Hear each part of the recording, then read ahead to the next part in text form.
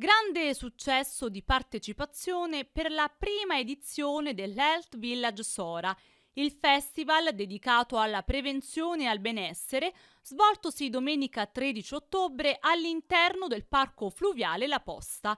L'evento è stato organizzato da Diego Catenacci con il patrocinio della Regione Lazio, della provincia di Frosinone, del Comune di Sora e delle organizzazioni sindacali CISL e UIL.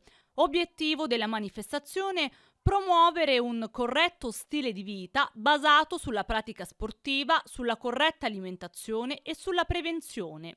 Nel villaggio della salute, per tutta la giornata, decine e decine di associazioni del territorio, enti, organizzazioni sportive di ogni genere hanno offerto dimostrazioni e screening gratuiti a tutta la cittadinanza. Tra le tante possibilità proposte dall'Health Village, l'Associazione Infermieri Senza Frontiere e l'Associazione Alice hanno realizzato oltre 200 test per la fibrillazione atriale e ecodoppler TSA.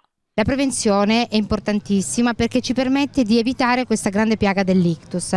Oggi qui è una giornata in cui ringrazio gli organizzatori per avermi invitato, che ci permette di eseguire degli screening a livello dei Doppler, soprattutto il Doppler TSA dei vasi carotidei, che la cui ostruzione è causa di ictus invalidanti. Oltre agli esami del sangue, al controllo della fibrillazione atriale, altro fattore di rischio dell'ictus, all'ecodoppler, e stiamo seguendo questa campagna di prevenzione. Grazie ad Alice e alla dottoressa Nucera abbiamo dato la possibilità a più di 200 persone di eseguire questi esami e noi siamo veramente contenti di aver contribuito a questo evento. Da tanti anni lavoriamo sulla prevenzione e continueremo a farlo.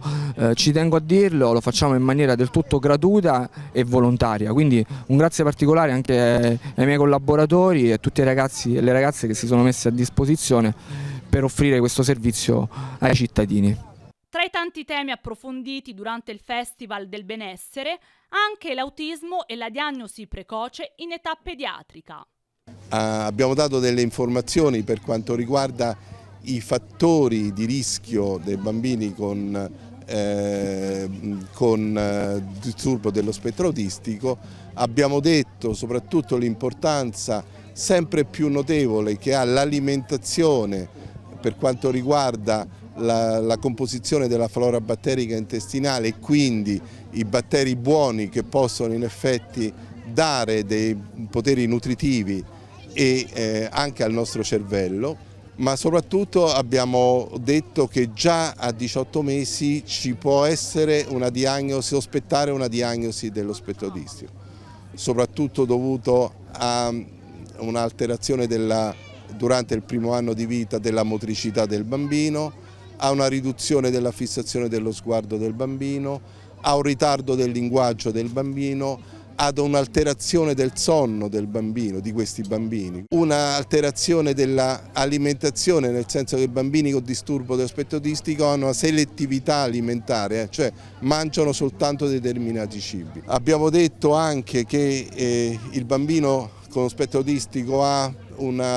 un pianto tipico che è un lamento continuo. Tutti questi tasselli fanno un puzzle che il pediatra di famiglia a 12 mesi dovrebbe già annotare, e con la M-Chat che la Regione Lazio ha introdotto potremmo avere quasi la certezza che questo bambino comunque ha dei problemi seri in questo settore e inviarli al neuropsichiatra.